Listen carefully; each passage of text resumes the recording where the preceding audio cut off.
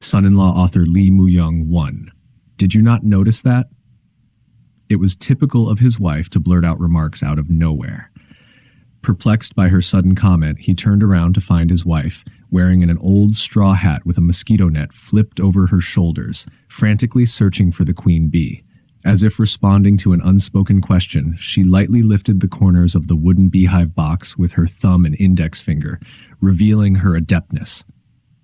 It had become second nature to her. While the erratic weather may have played a part, it felt as if the bees had launched a coordinated attack, surrounding his wife's head like fighter jets discovering an enemy stronghold. He had a habit of only half listening and half ignoring his wife's questions, so he simply responded with a casual, "Huh?" while he continued to gaze absent-mindedly at the summer-like sky, seemingly oblivious to the passing clouds. It was an afternoon in early autumn when even the farmers, weary from their labors, were hastily wrapping up their tasks and letting out sighs of relief. The sky had taken on an autumnal hue, devoid of the anxious restlessness of summer. It was as if leisurely herds were wandering through endless grasslands while white clouds drifted lazily overhead. He suddenly felt a longing for the scent of tobacco. However, he only had a few cigarettes left in his hand. 16 Johns for 20 pieces. Still, they were as sweet as honey. This taste. His wife, startled by the sound, glanced at him briefly before turning her gaze back to the beehive and exclaimed, "Ouch!" She must have been stung by a bee. Should have seen it at noon. "Ouch! It hurts!" she exclaimed, searching frantically. "Here it is! Found it, so it must not be dead," she said, showing him the queen bee. He was still smoking his cigarette. As she put the bee back into the beehive, she continued as if picking up from their previous conversation, "Doesn't Mr. Nam seem a bit suspicious lately?" "Something suspicious? Like what? You don't know? Then maybe I just imagined it." She stiffened slightly, but then quickly added, "But still, it's a bit strange." Carefully covering the beehive box, she removed the mosquito netting and beekeeper's hat, handling herself deftly despite her large frame. Wiping the sweat from her forehead, she continued, "Mr. Nam seems to have become quite cheerful lately, don't you think? I feel like I've noticed it." "Lately? Since when?" "For about a week now." "Well, I haven't noticed anything special. Maybe he's just in a good mood. Have you caught something?" "Caught something? What are you talking about?" She laughed, showing her white teeth. Though she denied it verbally, her laughter suggested, "There's something going on."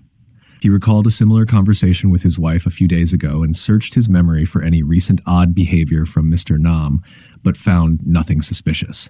So when he asked his wife if she noticed anything suspicious, she just smiled and didn't say anything. Mr. Nam, whose friend had been staying at his house to recover for the past couple of months, was a gifted student who excelled academically throughout university. Typically, prodigies were expected to have pale faces and hands like watermelon vines in the rainy season. Ironically, when the morning sunlight touched him, his frame didn't seem fragile. Instead, his yellowish fur bristled sharply, giving him a somewhat sinister appearance. Fully dressed, his delicate frame was not obvious, but in just underwear, his slender bones protruded through his fragile chest, elongated torso and prominent collarbones, giving him an almost pitiful look. After graduating from the law faculty, he initially worked at a middle school, but overwhelmed by the students' fervent energy, he switched to a women's college about a year ago. Teaching only education courses, he seemed to suffer from chronic indigestion or even gastric ulcers, occasionally coughing up blood. When his stomach ached, he would grimace with a frown and clench his teeth as if enduring some great human trial. He had moved to the mountains about 100 kilometers away from Seoul around 3 years ago. One day, on his way back from Seoul, he suggested to Mr. Nam to rest and recuperate comfortably in the mountains. Well, let's see. But listening to Dr. A's words, I'm a bit scared about my lungs. What if they're contagious? I don't want to trouble you. Just come, he insisted. The train station was about 10 miles away with a river nearby, but the scenery was just ordinary mountains, exaggerated by the vivid imagination of a novelist as if it were the Swiss Alps, with a breeze blowing as if from the East Sea. Despite the exaggeration, they could go there the next day if it was that good. Nam didn't have a wife, only a younger sister-in-law who helped with household chores, and his sister as well. The school had already been closed for 2 months, so even Nam's mother urged him to take Mr. Nam along. Having a wife makes it difficult to do such things. Isn't that right, mother?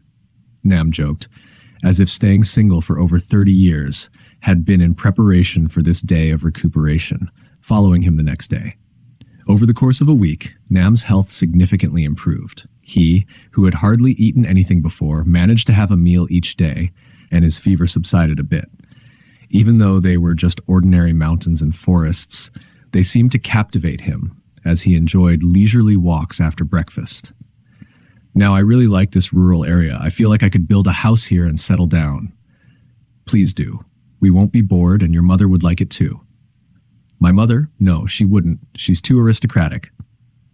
By the end of summer vacation, Nam was eating 2 meals a day. About once a week, he would bring back a watermelon from the countryside to his home in Seoul. So, when Nam suddenly expressed his desire to buy land and settle down here, it seemed quite natural. There had been a conversation about finding a plot of land while they were fishing that morning, so his wife's words were not entirely unexpected. His improved spirits were probably due to his improved health.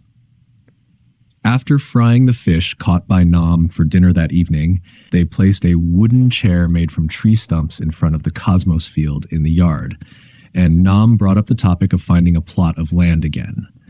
He suggested that they start modestly, with Nam managing the fields and tilling the land for farming while they build a simple house, even if it's just a thatched hut. It might be difficult to obtain petroleum, so they could consider buying gas lamps for lighting, which seemed like a reasonable plan. Flowers and trees could easily be obtained for just 101. However, one thing Nam insisted on was building a bathhouse. While it might be difficult to find a metal tub now, a wooden tub would suffice, he said, gazing at the stars in the autumn sky, as if laying out his thoughts like this. Is this guy out of his mind? He couldn't help but laugh. Why do you say that? Nam looked at him with a hint of surprise before continuing. You might find it amusing when you hear this, but I'm serious. I didn't realize until now, but once you leave the city, you realize how wonderful the countryside is. The simple people, the untouched mountains and fields, and the myriad of nightingales. Just look at those beautiful persimmon tree branches. Coming to the countryside, I've truly come to appreciate the beauty of nature. The generosity of nature. Even the farmers seem quite content now, and my mother, yes, that's right, I haven't told you yet, but I've discussed it with my mother. Wow, already? He looked surprised in a playful manner, to which Mr. Nam casually replied, It wasn't a discussion, just a subtle suggestion. In that case, I've definitely lost. What, did your wife say something? He chuckled at that, and Nam responded with a startle. What's that supposed to mean? Huh, what did she say? Well, it's nothing much, but she mentioned that you've suddenly become very cheerful these days. Oh, really? Well, I can't help it. Women's intuition, you know. Mr. Nam grinned as if he had a trick up his sleeve, though it wasn't without a hint of awkwardness. Nam himself noticed his laughter seemed awkward as he tapped the ground with the heel of his slipper, his eyes fixed on the distant night sky. Seeing a man in his 30s flustered over such trivial matters even evoked a sense of endearment in him. It was just over 10 days ago when Nam had a female visitor, the music teacher from the same school who came with a box of fruits. Witnessing his flustered demeanor at that time was like seeing a guilty person visited by a police officer, prompting him to think, how old should he be before he can speak to a woman? Internally amused by the sight. After witnessing that scene, he mentioned to Nam, following Miss A's departure, about a certain girl, the daughter of a female teacher, who attempted suicide after hearing that if a boy plays with a girl, she would become pregnant. She was a girl from the elementary school who had played jump rope with a boy from the neighborhood. Afterwards, she experienced stomach pains, leading her to believe she might be pregnant. Nam pondered deeply, suggesting that if one truly thought about it, one might end up like that too, and said, since she only ate fruits, there's no way that could happen. As he said this, his eyes widened and his eyebrows twitched nervously, an expression so comical that his wife, who was washing dishes, ended up smashing the plate into pieces. Miss A, on the other hand, was a bright-looking woman with a sleek, modern physique, albeit a bit sleep-deprived. He had soon associated Nam's desire to live in the countryside with Miss A, and thought even shy Nam has such thoughts. He was surprised by this realization. So, are you planning to hold the ceremony by this coming autumn? Ceremony? Nam's expression turned puzzled. Did you say ceremony? Yes, are you considering marriage? Nam was taken aback, then quickly composed himself and said, You're assuming we're a couple already. But for Miss A to even be considered, you need to help me with this. Well, that's up to you. But if you're asking for my opinion, wouldn't Miss U be better than Miss A? What? Who? Nam seemed puzzled and had no clue. Miss U referred to a somewhat eccentric woman who taught at a girls' school like girls' specialty school and planned to become a doctor after graduating from medical school. She had a slender figure and a smile like a dew-covered flower in the morning. Miss U had once brought a rare snack box along with a handmade drink to Nam in these remote mountainous areas, which was quite an unusual gesture. She wore a white blouse with a black silk skirt, making her look more elegant than if she had worn a floral dress on a watery background. Her gentle voice had a soothing tone, almost like an apology. Miss U had stayed for about an hour before leaving. From these subtle clues, Nam seemed to prefer Miss U over Miss A, so he recommended Miss U to Nam. In reality, given the choice, he would have chosen Miss U over Miss A, and he suspected that if Nam were to settle in the countryside, one of these women would likely become his partner. Nam stared at him blankly, seemingly at a loss for words. After a moment, he spoke, A, you. It's neither of them. It's someone you couldn't possibly imagine. If you're not going to be shocked, I can tell you. I won't be surprised. Your sudden decision to marry is surprising enough for me. You've made a good decision. Marriage is also part of the divine plan. Living in harmony with nature here, I understand that well. But aside from that, regarding the other person, I absolutely need your help here. If you don't agree, it won't work. If you fail, my management of this rural area will also go down the drain. Who is she anyway? Do I know this person? It's her, Jumrai, Nam replied promptly. Jumrai? Jumrai, you mean the one from this village? That's right. Wow, Jumrai, even though I promised myself I wouldn't be surprised, I can't help but feel shocked, he exclaimed, genuinely taken aback, leaning back in surprise. Then, brushing the dirt off his hands, he asked, Well, anyway, how's that happen? Nothing. There's no need to discuss it further. Whether you agree or disagree, I just need you to assist. Will you? Well, I'm willing to help, but then that's enough. There's nothing more to say. If she was Gumrai, then there was no one else to step forward. Aside from the landowner Park Sondal and Gumrai's uncle Mun Mangap, who would also be involved, he was needed to bring them out. Gumrai was the only daughter of Mun Chungap, who is a farmer, owns an acre, and borrows 2 acres for farming. Mun Xiaobang's house was one of 3 at the mountain's base, featuring a small window and a nearby well on his land. He was esteemed for his diligence and honesty, a respected farmer in the village. Honest and hardworking, he embodied every positive trait associated with a decent person. Initially, locals were hostile toward Mun Xiaobang because of his Seoul origins and Western attire.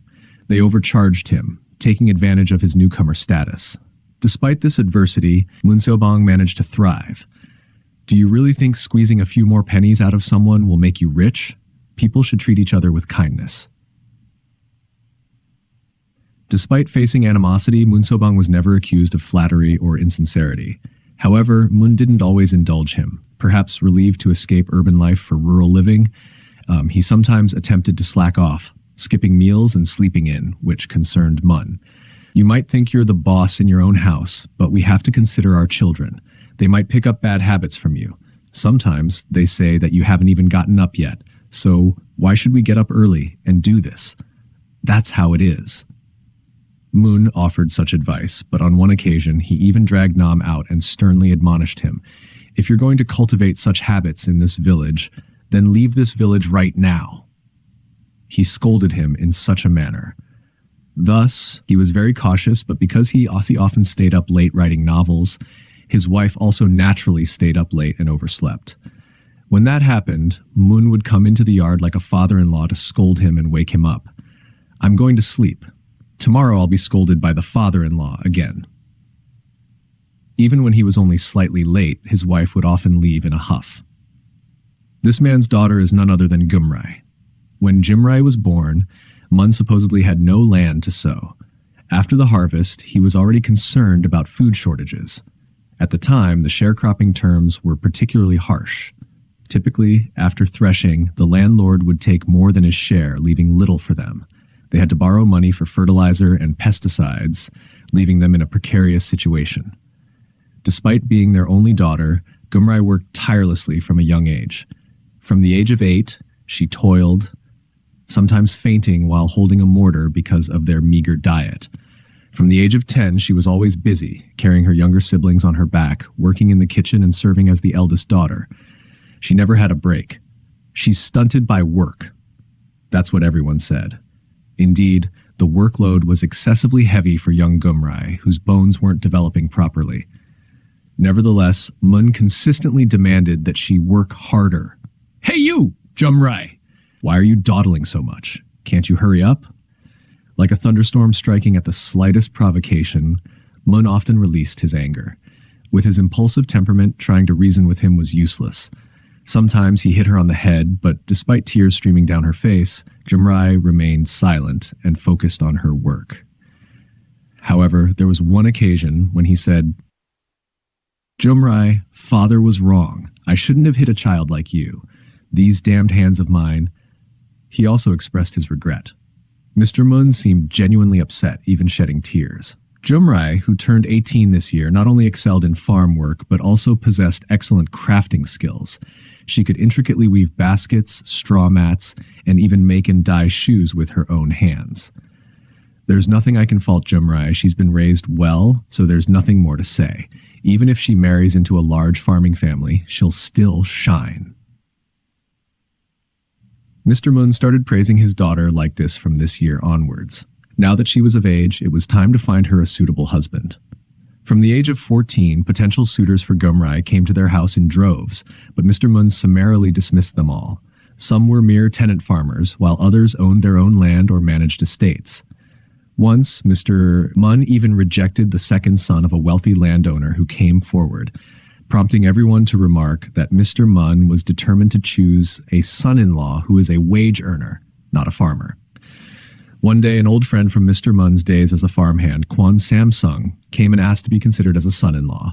Although Samsung's son had graduated from a school and was working as a clerk in the administrative office of a township, Moon also rejected him. It was clear that his pick wasn't confined to a wage earner. We should send our Gumrai to the farm, not to a household dependent on wages. Yet, when it came to farmer suitors, Mr. Mun would find fault, accusing them of being too thin, weak, unreliable, or even a bad egg. Many young men, even those educated at universities, would be rejected, and it was said that there were many bachelors who had to swallow their pride. Kwan Samsung's son was one of them. There were rumors circulating that he carried a snake's molt in his pocket, believing it would attract the girl he secretly admired. Meanwhile, Park Dalsung, who worked as a shop assistant in Seoul because he hated farming, flashed a bank book with more than 1,000 won and pestered Mr. Mun to let him marry Jumrai, promising to come to the countryside and even live off the land. Upon hearing this, Mr. Mun erupted like a raging beast. "What's that? Say that again. You're saying you'll come to the countryside and even live off the land?" "Yeah, even live off the land. Look at this guy. So now the city boy thinks he's better than a country farmer? What nonsense is that? Saying you'll even live off the land." Finally, Mr. Moon ranted as if he was about to grab the guy by the collar. "Why should our country folk be any less than city folks? Why, you little, I wouldn't trade places with a county magistrate.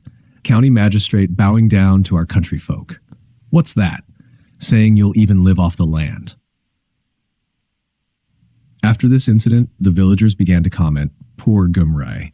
That greedy old man is determined to work his daughter to death. He's just looking to exploit the son-in-law instead of hiring a servant." Whether these remarks were accurate or not, it was a tough situation for Nam to marry Mr. Mun's daughter. They say there's no profit without risk, but if he ended up like Park Dalsong, it would definitely be a loss.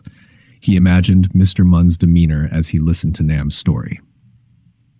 However, before visiting Mr. Mun, Nam needed to ascertain the extent to which his attitude was genuine.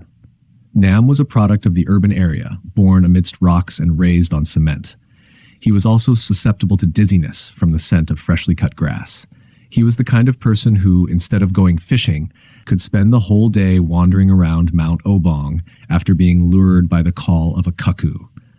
He was also the type to marvel at simple things, like how a blue bean flower turns into a fruit, or how a chick emerges from its shell, as if he had discovered some great mystery.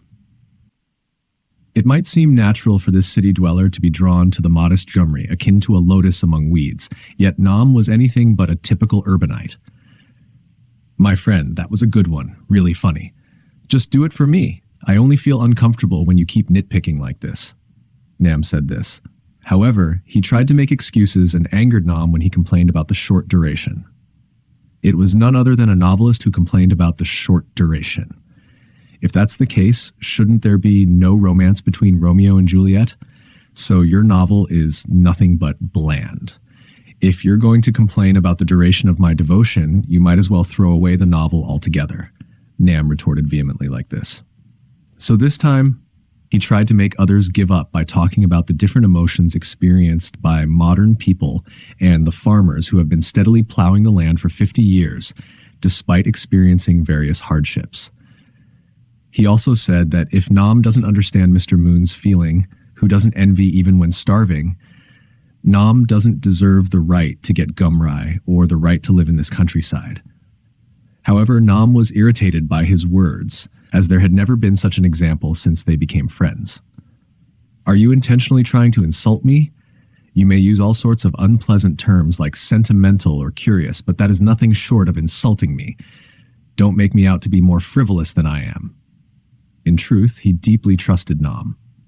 He believed in Nam so much that Nam's attempts at justification seemed rather ludicrous. "Even if Gumrai never comes, I will still live in the countryside." Nam sealed his lips as if he had said everything he needed to. A few days later, after dinner, he left the house. Feeling exhausted from the quarrel, he assumed that Nam would remain seated in the room, but Nam followed him out to cool off, unable to sit in the room due to the prickling sensation in his chest. "Bring some good news." Well, he's so stubborn, so who knows? Though he didn't say it to Nam, in reality his wife had already orchestrated things to some extent. Gumrai and Gumrai's mother seemed to be listening attentively. Moreover, Gumrai seemed particularly fond of him. "It seems like there's been some talk between Jumri and Mr. Nam, huh?" His wife chuckled like this. And now that she thought about it, she wondered if Gumrai bringing things like peanuts, eggs, or squash wasn't for their sake, but rather to place them on Mr. Nam's table. Then I must have been openly disliked. He chuckled too. As his wife had surmised, Mr. Moon was indeed making a rope out of straw alone in the chamber. It was a moonlit night, bright enough to discern the azure hue of the sky. The pleasant scent of ripening fields wafted gently upwards. In this solemn moment, as if paying homage, the universe was eerily silent. As a lone firefly traced its arc across the azure sky, the silence seemed to echo with the buzz of its wings. Even the rustle of tall reeds at the edge of the field did not disturb the reverent silence of the night. "Come on in. Huh, there's not enough room to sit around here." Mr. Moon pushed aside the rope he had been twisting and welcomed him. "I was just thinking about lighting the hearth. How time flies." Even as Mr. Moon continued twisting the straw rope, he needed at least 40 strands to meet the government's demand. Seizing a momentary pause in their conversation about life's challenges, he carefully laid out his plan. To preempt any misunderstandings, he addressed Mr. Moon's potential objections and even anticipated them. If Nam could settle alongside him, he too would make this place his home. Thus, he resorted to pleading with Mr. Moon, urging him to intercede with Gumrai on his behalf. Though Mr. Moon didn't explicitly agree, judging by his restless hands that never paused, not even during mundane discussions, he seemed to be seriously considering it. After a period of silence, Mr. Moon finally spoke. "Your words are too kind. It's excessive." "Oh, thank you for considering it." His spirits lifted. "Thank you very much." Mr. Moon repeated the same words repeatedly. "It's excessive." Nam would also greatly appreciate it. "It's too much." Mr. Moon slowly pulled at the rope again. Observing this, he stood up and said, "Well then, I'll take that as a yes." As he moved to leave, Mr. Moon interjected, "That's too much." He reiterated that Gumrai would find it excessive. Then he added, "Sir, please convey this message to that gentleman. Thank you for your kind words, but it's too much. Please wait a few days for her mother and me to discuss Shrek, and we need to hear what she has to say." "Well, all right then. Her words are most important." With that, he departed. Nearby, Nam, who had been listening in, hurried over and shook hands with him. "Success. You didn't seem too confident about it." "Did you hear?" "Yeah." "Well, we'll see how it goes." "It'll work out. No one would ignore such a plea. You might end up becoming a maiden abductor if you keep going like this." They shared a hearty laugh. They expected a response in a few days, but even the following day brought no news. That evening was supposed to be the time to talk to her, but 3 days passed without a word. He sent his wife twice, but she returned without any updates. Gumrai and her mother had initially seemed willing, but Mr. Moon remained unresponsive. A week went by. Unable to wait any longer, he went to see Mr. Moon, who was still repeating, "It's too much." His anxiety grew. So this time, he pleaded with Mr. Moon's elder brother, Mangap. Mangap also found it excessive and had even argued with his brother due to his stubbornness. The next day, when negotiations were supposed to start, Nam was nowhere to be found. He had gone to Seoul. It seemed Nam assumed Gumrai and he were already engaged, but there was no way to convey this to Gumrai, leaving him bewildered. Then, unexpectedly, Nam appeared one day with his mother. "I've lost. He's the type to be stubborn once he's spoken." Nam's mother said this with a lonely smile. She also observed Gimrie and, though she claimed not to be foolish, decided to withdraw. Despite her words, her expression betrayed her true feelings. It was a bustling time in the countryside, with everyone busy preparing for the threshing. Even at Mr. Moon's house, the entire household came out to ready the threshing tools, clean the yard, and so on. Hence, there was no opportunity to initiate a conversation. "How did it go?" Nam seemed disappointed. "Let it be. Let them finish the threshing first. When the farm work is done and everything is settled, his mind might change. Let's wait and see." It took another 10 days or so before Mr. Moon could roughly estimate his harvest. After settling all debts, there would be surplus grain left. On a particular day, Mr. Moon retrieved his travel cloak from deep in the wardrobe and set out for the train station. Unbeknownst to anyone, he was headed to Seoul to visit Nam's house. Upon arrival, he discovered it was indeed a wealthy household, resembling a massive whale with high brick walls surrounding it. He's rich enough to harvest thousands of bushels of rice in a year, and that wasn't an exaggeration. Mr. Moon muttered to himself outside the wall and returned. His decision had already been made during the train ride back. Late that night, Mr. Moon arrived at his house. They were sitting side by side, reading books, when they suddenly stood up as soon as Mr. Moon entered. Politely apologizing for his delayed response, Mr. Moon explained that he had visited Seoul that day to see Nam's house, which seemed magnificent. "Why did you just come? If you had entered, my mother would have been pleased." "I'm sorry, I couldn't simply enter your esteemed house with these dirty feet. I truly apologize." "Is that your decision then?" He changed the subject, seizing the opportunity. "Yes, that's my decision. But it's quite..." "You've made a wise decision." They both bowed their heads. Mr. Moon nervously scratched his head and continued, "It's really something else. If you ask for Gumrai to come to your house, I'll send her. But it's a lot if you request her to come as a maid." "Pardon?" Initially thinking it was a jest, Mr. Moon persisted. "If you request a kitchen maid, I might consider it, but let's stop discussing this now. It's too much. Too much to bear." With those words, he stood up. They stared at each other without saying farewell. Within a month, rumors spread about Gumrai and Jangdori's impending marriage, with Mr. Moon's family hosting a banquet on October 10th. As October 10th approached, only 2 weeks remained. Jangdori hailed from a modest household without any land of their own. Nonetheless, Mr. Moon proudly extolled Jangdori. What? Jangdori from a poor family? Who's spreading such nonsense? A diligent, knowledgeable, hard-working individual? What more could one want? Is there a better background than this? Moreover, to claim there's not even a patch of land to till? Preposterous. The fields are well maintained, rice paddies ready for transplanting in 3 days, a house, and honest people. Mr. Moon's words suggested that tenancy rights were as good as land deeds. Who'd snatch the land away if the person's honest?